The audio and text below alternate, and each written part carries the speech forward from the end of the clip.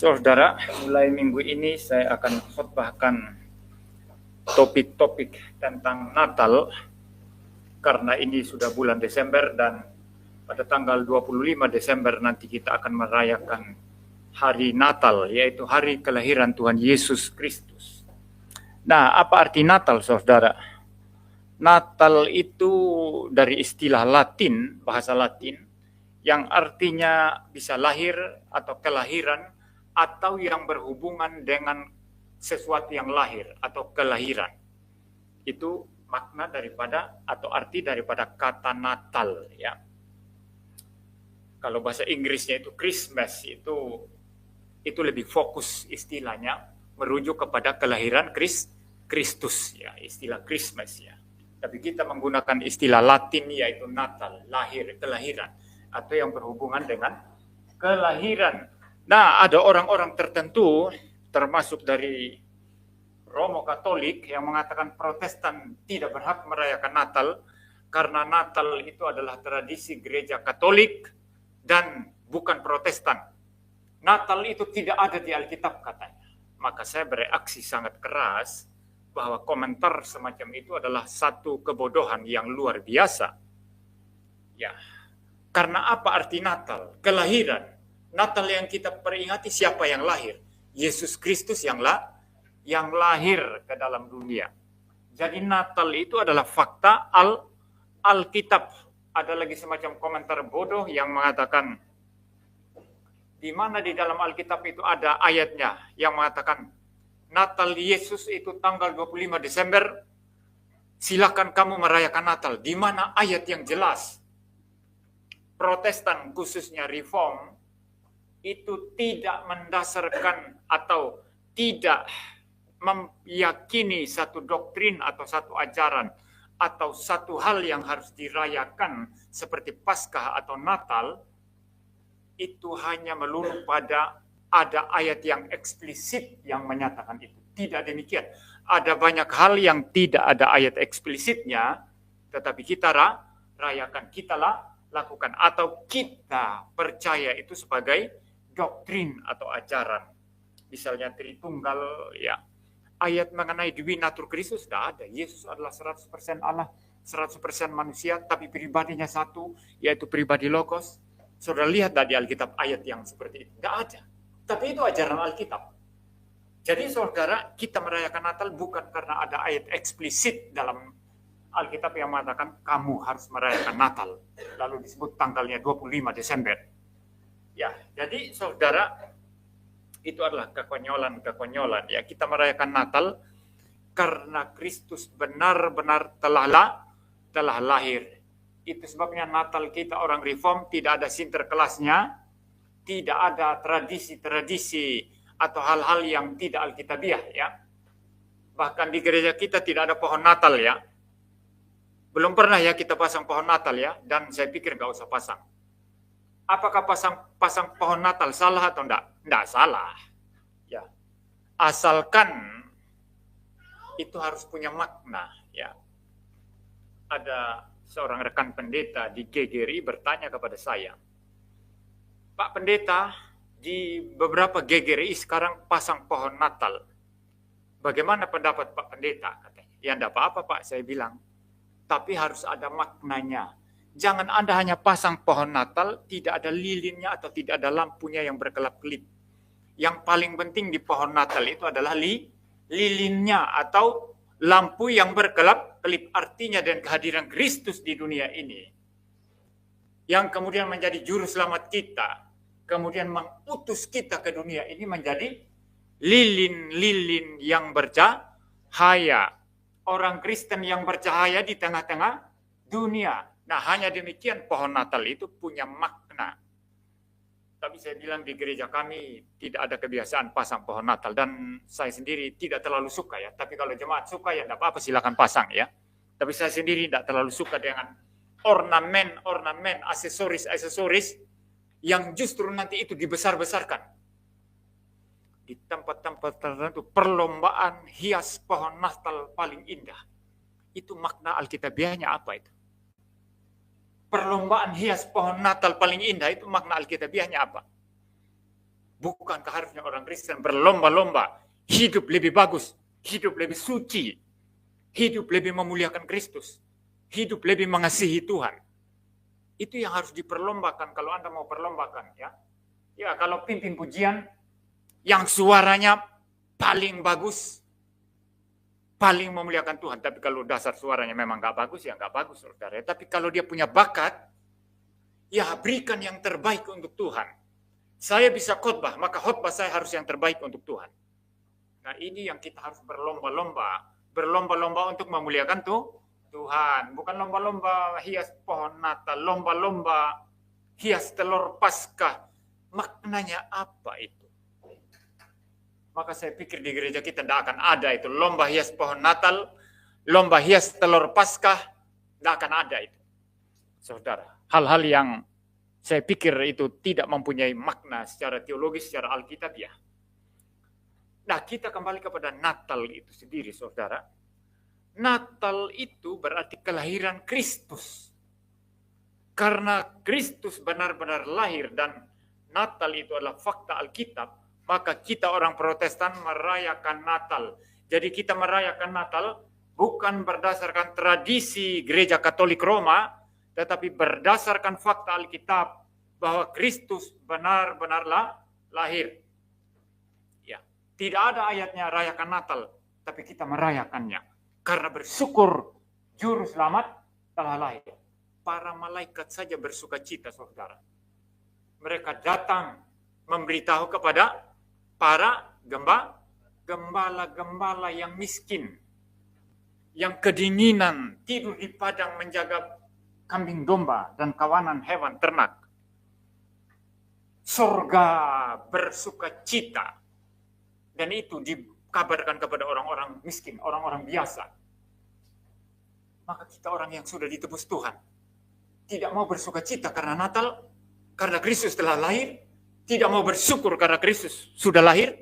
Ini kekristenan yang keterlaluan. Jadi dasar kita merayakan Natal adalah Yesus telah lahir. Yesus telah menjadi juru selamat. Maka kita bersuka cita, kita bersyukur, kita merayakan Natal, kita memperingati hari Natal. Jadi bukan berdasarkan tradisi gereja. Mari kita membuka satu bagian Alkitab sekarang. Di dalam Galatia pasal 4, ayat 4 dan 5. Galatia pasal 4, ayat 4 dan 5 saya membaca lagi. Tadi sudah dibacakan. Di situ dikatakan, tetapi setelah genap waktunya, maka Allah mengutus anaknya yang lahir dari seorang perempuan dan takluk kepada hukum Taurat. Ia diutus untuk menebus mereka yang takluk kepada hukum Taurat, supaya kita diterima menjadi anak. Di sana Alkitab berkata, setelah genap waktunya, maka Allah mengutus anaknya. Setelah genap waktunya, maksudnya apa? Kedatangan Kristus itu direncanakan. Kedatangan Kristus itu adalah rancangan Allah. Setelah genap waktunya, artinya sesuai dengan rencana Allah, sesuai dengan ketetapan Allah, sesuai dengan rancangan Allah, maka Kristus diutus ke dalam dunia. Jadi tidak ada sesuatu yang kebetulan, tidak ada sesuatu yang terjadi secara tiba-tiba. Tuhan menciptakan manusia dan manusia jatuh ke dalam dosa, lalu kemudian secara tiba-tiba Tuhan mengatakan, oh, manusia yang sudah jatuh dalam dosa ini butuh juru selamat, maka sekarang harus mempersiapkan juru selamat. Tidak ada yang kebetulan seperti itu. Tidak ada yang terjadi secara mendadak. Semua sudah masuk dalam ketetapan rancangan Allah yang kekal. Maka setelah genap waktunya, Tuhan mengutus anaknya, Allah mengutus anaknya yang tunggal, yaitu Tuhan Yesus Kristus. Kalau Natal itu adalah rancangan Allah, maka Natal penting sekali. Kalau Natal itu adalah ketetapan Allah, maka Natal menjadi penting sekali. Maka orang Kristen harus mengingat itu dan harus bersyukur. Orang-orang sekarang merayakan Natal, lomba-lomba kasih hadiah Natal. Sebetulnya yang butuh hadiah siapa sih sebetulnya ya? Saudara, waktu Tuhan Yesus lahir, yang bawa hadiah siapa? Yang terima hadiah siapa? Waktu Yesus lahir, yang bawa hadiah siapa? Orang-orang Majus. Yang terima hadiah siapa? Tuhan Yesus. Mas, kemenyan, dan mur. Tapi orang-orang sekarang merayakan Natal, yang kasih hadiah siapa? Jemaat. Yang terima hadiah siapa? Jemaat juga. Betul ya? Oh, tukar-tukar hadiah Natal. Senang sekali ya, tukar kado Natal. Itu bukan ajaran Alkitab, saudara. Gereja memiskinkan diri dengan hal-hal membuat tradisi yang tidak penting. Tradisi yang sama sekali tidak memuliakan Tuhan. Justru pada hari Natal engkau mempersembahkan apa kepada Tuhan? Kalau engkau bisa khotbah, berikan khotbah yang terbaik untuk Tuhan. Kalau engkau bisa memberitakan Injil, beritakan Injil untuk kemuliaan Tuhan. Kalau engkau punya uang, persembahkan uangmu untuk kemuliaan Tuhan, untuk pelayanan Tuhan. Ini yang harus terjadi pada Natal. Ketika orang Kristen memperingati hari Natal. Natal itu penting sekali karena itu sudah masuk dalam rancangan Allah atau itu sudah ditetapkan, didekretkan oleh Tuhan Allah. Maka kita harus bersuka cita, harus memperingatinya dengan cara memberi persembahan kepada Tuhan. Apa yang kamu punya, beri itu kepada Tuhan. Lalu dikatakan Allah mengutus anaknya yang lahir dari seorang perempuan. Ada istilah lahir di situ. Ada istilah Natal ya di situ ya. Natal artinya apa? Lahir atau kelahiran atau yang berhubungan dengan kelahiran. Jadi ada istilah Natal di Alkitab. Ada. Tapi perintah untuk merayakan Natal tidak ada. Itu reaksi. Ya, reaksi atau respons rasa syukur kita orang Kristen bahwa juru selamat sudah diberikan untuk kita. Maka kita merayakan, kita bersuka cita. Bukan cara tukar-tukar hadiah, tukar kado Natal, tapi dengan cara memberi kepada Tuhan.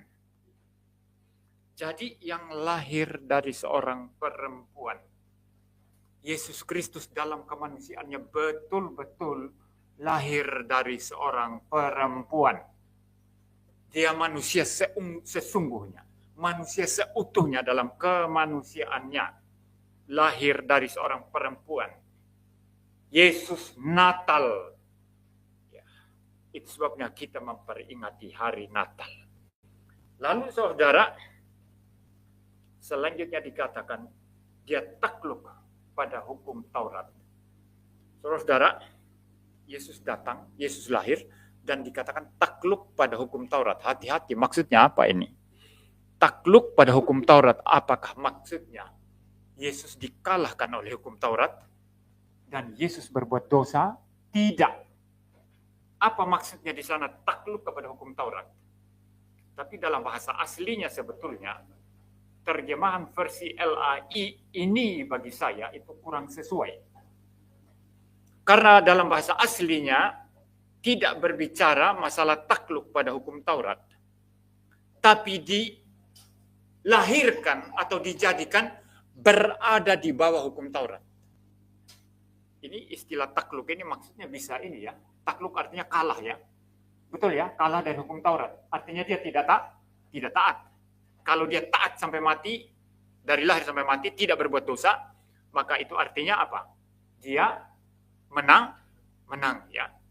Nah, saudara-saudara, apa maksudnya dia takluk di sini ya? Kalau saudara melihat bagian bahasa istilah aslinya, itu ada istilah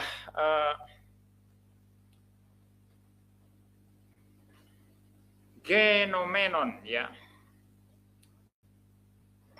yang bisa diterjemahkan having been born ya, yang telah dilahirkan ya, atau to be made ya, yang dijadikan. Jadi aslinya ini harusnya berarti bahwa Yesus itu dilahirkan dengan satu kondisi dia berada di bawah hukum Taurat. Itu maksudnya. Jadi istilah takluk dalam LAI di sini harus dimengerti dari perspektif ini, ya. Yesus dijadikan atau dilahirkan sebagai manusia dan kondisinya itu berada di bawah hukum Taurat. Artinya Yesus harus taat. Ya, itu makna takluk di sini. Ya.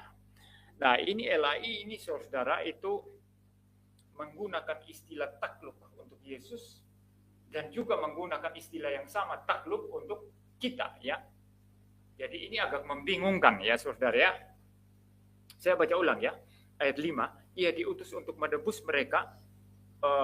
Ayat 4. Tetapi setelah genap waktunya maka Allah mengutus anaknya yang lahir dari seorang perempuan dan takluk kepada hukum Taurat. Perhatikan, takluk kepada hukum Taurat untuk Yesus ya.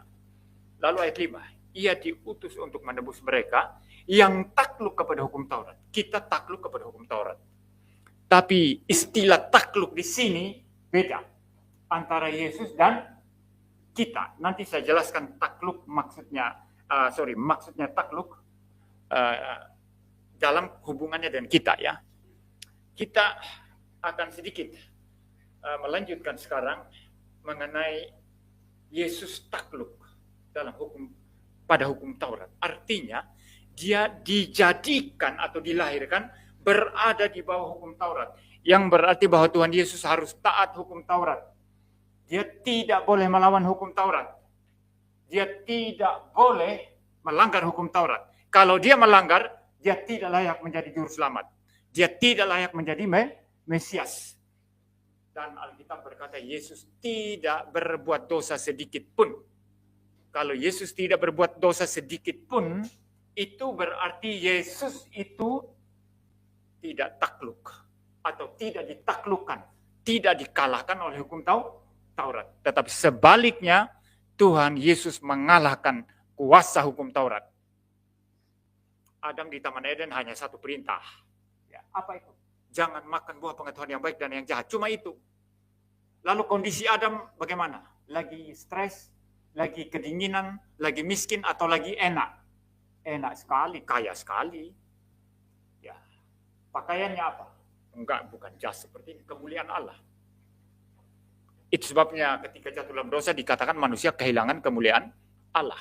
Karena manusia sudah berbuat dosa dan kehilangan kemuliaan Allah. Waktu belum berbuat dosa, Adam kan telanjang di Taman Eden, tidak berpakaian. Dia berserta istri. Tapi dikatakan keduanya tidak malu. Kenapa? Karena mereka berselubungkan, berpakaiankan kemuliaan.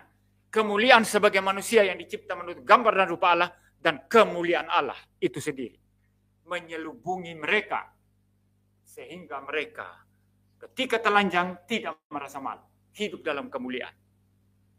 Jadi kondisi Adam di sana kaya atau miskin, kedinginan atau dalam keadaan nyaman, sangat nyaman, hanya diberi satu perintah, tapi kemudian jatuh. Bandingkan dengan Adam kedua. Siapa Adam kedua? Yaitu Tuhan Yesus. Waktu Tuhan Yesus dicobai oleh iblis, berapa kali dicobai? 3 kali. Adam dicobai hanya dengan satu perintah ya. Jangan makan buah pengetahuan yang baik dan yang jahat. Dalam keadaannya nyaman. Tuhan Yesus dicobai berapa kali? 3 kali. Di mana dicobai? Dicobai di Taman Eden atau di padang gurun? Di padang gurun. Mana lebih bagus, Taman Eden dan padang gurun? Taman Eden sangat nyaman, padang gurun sangat mengerikan. Ya, mau enggak tidur di padang gurun? Siapa yang mau tidur di padang gurun di sini? Lalu kondisi Tuhan Yesus waktu itu lagi kenyang makan buah-buahan atau lagi lapar?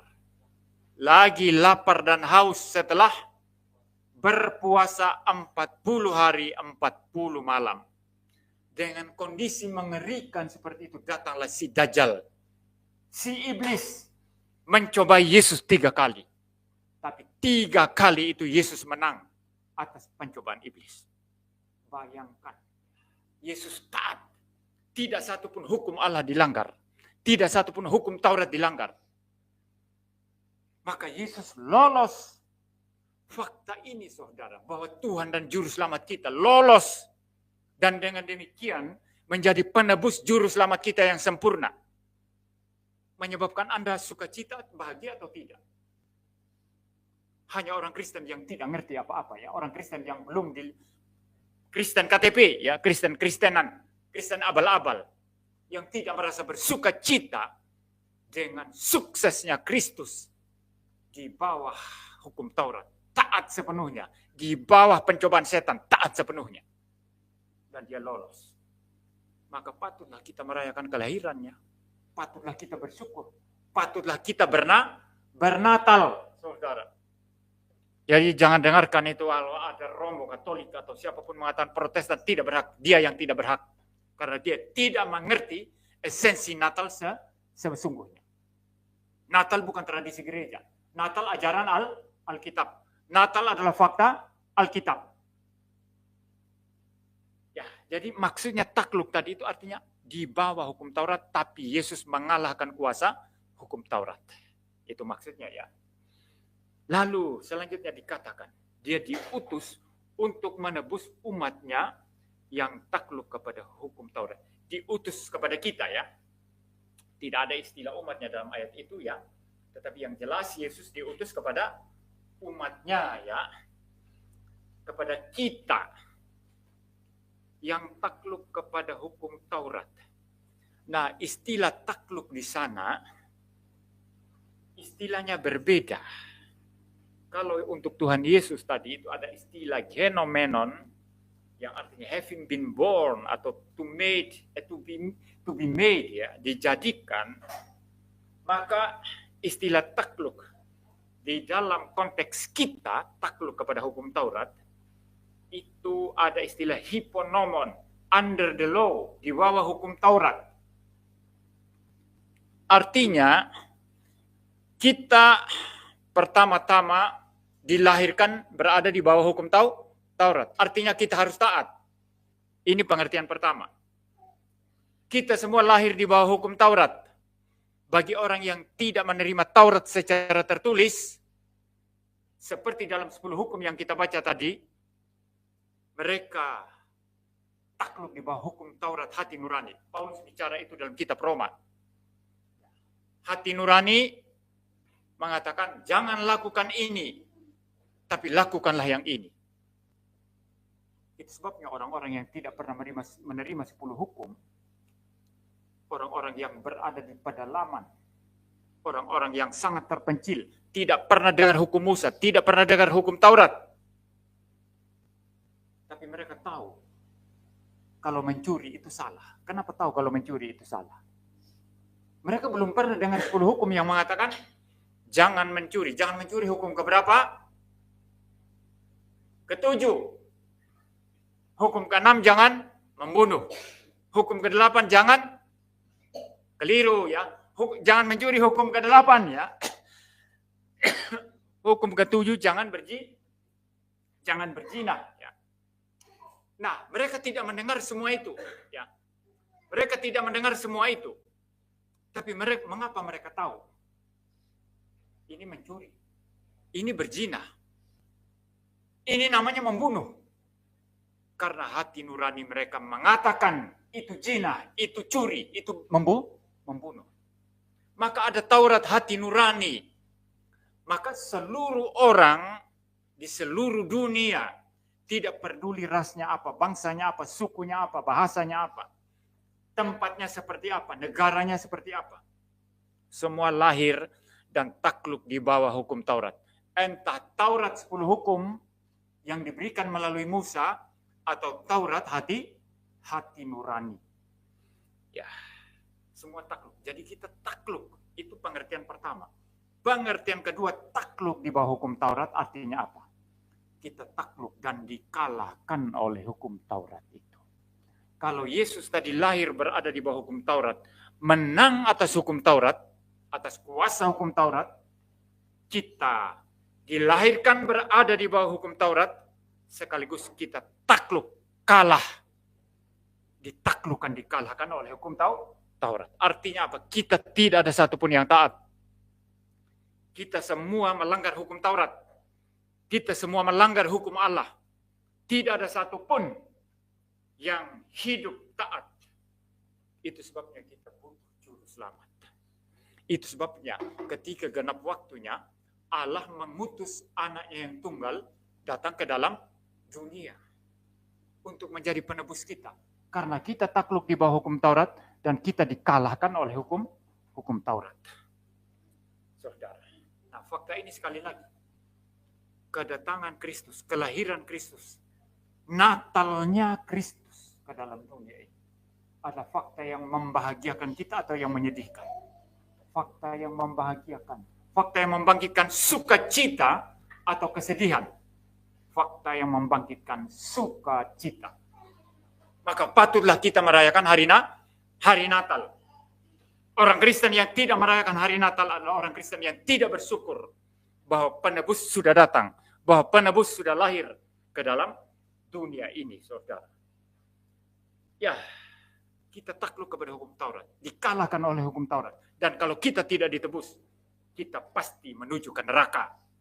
Tapi puji Tuhan, Yesus telah lahir ke dalam dunia, menaklukkan hukum Taurat untuk kita, sehingga kita yang dikalahkan oleh hukum Taurat, yang harus dibuang ke neraka, sekarang boleh selamat karena juru selamat kita, karena Mesias kita, yaitu Tuhan Yesus Kristus. Jadi di sini Natal menjadi sangat penting sekali. Ada gereja yang hanya mementingkan Paskah, tapi kalau tidak ada Natal, tidak ada Paskah ya. Kalau tidak ada kelahiran, tidak ada kematian dan kebangkitan Kristus. Sama juga kalau tidak ada kelahiran, kematian, kebangkitan Kristus, tidak ada kenaikan ke sorga. Kalau tidak ada kenaikan ke sorga, tidak ada Pentakosta. Roh Kudus diturunkan kepada gereja. Ada gereja-gereja tertentu hanya membesar-besarkan Pentakosta. Tiap kali mau memperingati Pentakosta, mereka berdoa semalam suntuk, meniru orang-orang, murid-murid yang berdoa di lantai 2 di satu tempat di Yerusalem. Mereka menanti-nantikan Roh Kudus. Jadi hari Pentakosta dibesar-besarkan, melampaui yang lain. Semua itu satu rangkaian, saudara. Kalau tidak ada Natal, tidak ada kematian dan kebangkitan. Tidak ada Jumat Agung dan Paskah. Kalau tidak ada kelahiran, Jumat Agung dan Paskah, tidak ada kenaikan ke sorga. Kalau tidak ada kelahiran, Jumat Agung, Paskah, dan kenaikan ke sorga, tidak ada Pentakosta. Semua itu penting, satu rangkaian di dalam karya penyelamatan Kristus kepada orang-orang berdosa. Baik, saudara. Jadi patutlah kita merayakan Natal karena kita orang yang harusnya dihukum, tapi diselamatkan oleh Sang Juru Selamat. Selanjutnya dikatakan di sana supaya kita semua diterima menjadi anak. Bayangkan dari budak dosa, dari hamba hukum Taurat, yang takluk kepada hukum Taurat, bukan saja berada di bawah hukum Taurat, tapi dikalahkan oleh Taurat, dan kita hidup dalam dosa, hidup dalam kuasa setan, hidup dalam kuasa keinginan kita masing-masing yang sia-sia tidak berguna. Sekarang menjadi anak-anak Allah, dimerdekakan dari kuasa dosa, kuasa setan, cengkeraman hukum Taurat, kuasa kematian dan kuasa neraka. Jadi saudara, ini adalah sesuatu yang sangat membahagiakan, sangat membuat sukacita, sangat mendatangkan satu kebahagiaan besar di dalam kehidupan kita. Maka patutlah kita merayakan Natal. Itu sebab kita merayakan Natal, kita memperingati Jumat Agung, penderitaan Kristus, kita memperingati kebangkitan Kristus sebagai kemenangan mutlaknya atas kuasa dosa, kematian, neraka, dan setan. Kita juga memperingati kenaikannya. Kita memperingati bagaimana Yesus Kristus bersama-sama dengan Bapa mengutus Roh Kudus ke dalam dunia ini untuk keselamatan kita. Ini adalah satu rangkaian yang sangat penting sekali. Ini bukan tradisi gereja. Bukan tradisi gereja, tapi ajaran Alkitab. Ajaran firman Tuhan. Maka saudara, patutlah kita merayakan Natal, bersyukur karena itu adalah fakta Alkitab, ajaran Alkitab. Maka saudara, sebagai orang Kristen, biarlah di momen atau peristiwa memperingati Natal. Biasanya kalau sudah bulan Desember, orang mulai sibuk bentuk panitia Natal. Yang paling diperhatikan itu apa? Mari kita siapkan drama Natal. Itu yang ada di kepala saya, yang saya ingat terus waktu saya masih ada di Sumba. Saya ada di Sumba sampai umur 20 tahun. Pada umur 20 tahun itu saya sudah pindah ke Jawa, ya, dan tidak kembali lagi ke sana. Maksudnya tidak kembali, tinggal tetap di sana. Ya, sampai saat ini, ya. Nah, setiap kali Natal apa yang diperingati? Apa yang dibesar-besarkan? Bentuk panitia Natal. Lalu membuat, mari kita bikin drama. Tidak apa-apa kalau dramanya itu memang ada tema Natal, bagus ya. Bagus ya. Mari kita hias pohon Natal. Yang penting ada maknanya sebagaimana saya katakan tadi. Ya, bukan hanya sekadar indah, tapi ada makna teologisnya yang tidak masalah. Mari kita beli baju baru. Nah, ini mulai. Natal sama baju baru hubungannya apa ya? Apakah para gembala di Padang waktu Tuhan Yesus lahir ya, waktu Tuhan Yesus lahir, ketika mereka diberitahu malaikat, mereka pergi cari baju baru dulu, baru pergi ke kandang untuk melihat Kristus, atau langsung jalan dan pakaian mereka yang bau, pakaian mereka yang penuh keringat, pakaian mereka yang mungkin tidak dicuci berapa minggu, karena mereka tinggal di Padang. Mereka langsung dan pakaian itu. Tapi orang Kristen sekarang, ya, baju baru, ya, tukar-tukar kado. Ya. Lalu yang nanti yang paling penting, perayaannya harus ada makan-makannya. Dan makan-makan itu apa? Paling tidak B2 harus ada. RW harus ada, gitu ya. Jadi sembelih anjing, sembelih babi. Saya kalau babi masih makan sedikit ya, untuk kesehatan ya. Maksudnya makan sedikit untuk kesehatan ya. Kalau makan banyak tidak sehat. Ya. Tapi saya masih makan sedikit untuk kesehatan. Katanya lemak babi itu bagus ya, untuk kesehatan katanya. Tapi kalau RW saya tidak makan lagi. Saya tidak tahu terakhir saya makan RW, saya sudah bertahun-tahun yang lalu ya. Dan saya memutuskan untuk tidak makan lagi. Ya. Tapi saudara, tidak apa-apa ya. Anda makan RW tidak masalah ya. Tapi itu tidak umum ya. Anda makan babi, ya enak kan daging babi ya. Daging babi, daging terenak di seluruh dunia. Bagi yang belum makan, yang tidak rasa enaknya seperti apa ya. Tapi daging babi itu daging terenak, termanis, ternikmat di seluruh dunia. Betul ya? Ada yang bilang daging sapi lebih enak ya, tapi bagi saya daging babi terenak di seluruh dunia. Bukan itu problemnya, tapi nanti orang-orang mulai cari gandengannya, makan babi RW, mulai cari minum peci. Mulai minum, mulai ditambah dengan memperingati Natal mabuk, joget-joget tidak karu-karuan. Ini pekerjaan iblis, bukan pekerjaan Tuhan. Kita orang Kristen tidak demikian, saudara. Natal itu bukan joget-joget, bukan minum-minum, tapi bersyukur karena Kristus sudah lahir. Maka kalau begitu, perayaan semacam itu adalah sekunder, bukan primer. Pemberitaan firman Tuhan mengenai Natal, pemberitaan Injil mengenai Natal, bagaimana Kristus datang untuk keselamatan orang berdosa, itu yang menjadi primer, itu yang menjadi utama, saudara. Ya, jadi kasihan sekali gereja-gereja, organisasi-organisasi Kristen, perkumpulan masyarakat Kristen yang merayakan Natal dan mengutamakan hal-hal yang tidak penting sama sekali. Apalagi merayakan Natal dengan cara-cara yang tidak alkitabiah dan cara-cara yang berdosa, ini sangat-sangat menyedihkan. Dan orang-orang yang merayakan Natal dengan cara demikian akan mendatangkan hukuman bagi dirinya sendiri. Karena Tuhan itu adil. Tuhan tidak akan mau dipermain-mainkan melalui kelahirannya yang suci, kelahirannya yang kudus, yang sakral, lalu orang Kristen bermain-main dengan dosa. Itu pertama ya. Kedua, ini secara negatif, secara pasif. Ya.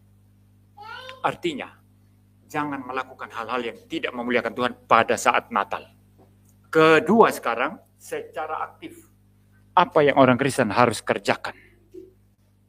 Bukan saja hanya memperingati, tetapi seperti makna bagi mereka yang pasang pohon Natal. Saudara lihat, ada lampu yang bercahaya di situ.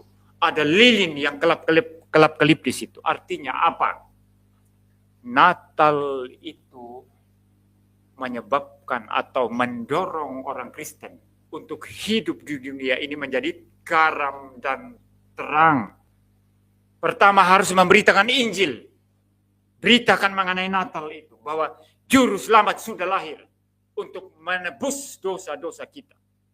Kedua, kita pergi di bidang pekerjaan kita masing-masing untuk bercahaya di sana, untuk bersinar di sana. Jangan mengikuti cara dunia ini yang tidak bercahaya. Hanya itu saja, saudara, yang menyebabkan lilin Natal dan pohon Natal itu mempunyai makna. Maka kita di sini membakar lilin, ya. Itu artinya apa? Kamu harus pergi ke dunia ini membawa cahaya, membawa terang Kristus. Sebagaimana Kristus mengutus kita menjadi garam dan terang, demikianlah kita pergi ke lingkungan kita, ke masyarakat kita, ke pekerjaan kita, ke kehidupan kita sehari-hari, menjadi garam dan terang. Itu makna Natal. Jadi setelah khotbah ini, kita orang Protestan penting tidak memperingati Natal. Bukan hanya penting, mutlak penting. Kalau ada yang tidak memperingati Natal, dia bukan Kristen.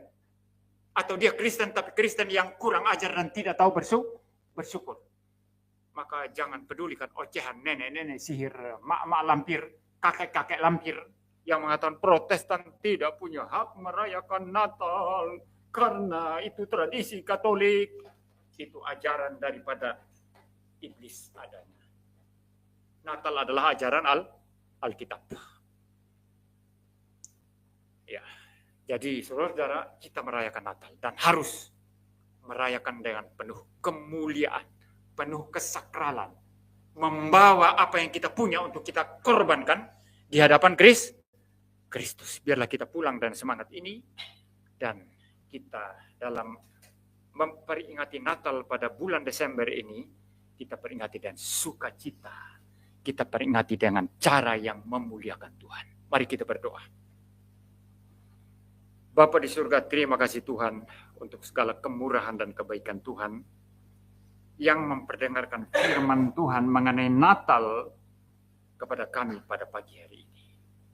Biarlah kami memperingati Natal dengan segala kesakralannya, dengan segala kesuciannya, dengan segala kemuliaannya, dan kami boleh membawa persembahan kami untuk kemuliaan Kristus, Sang Raja di atas Raja yang sudah lahir itu 2000 lebih tahun yang lalu di kota kecil Bethlehem. Terima kasih Tuhan. Berkati kami dalam nama Tuhan Yesus Kristus kami berdoa. Amin.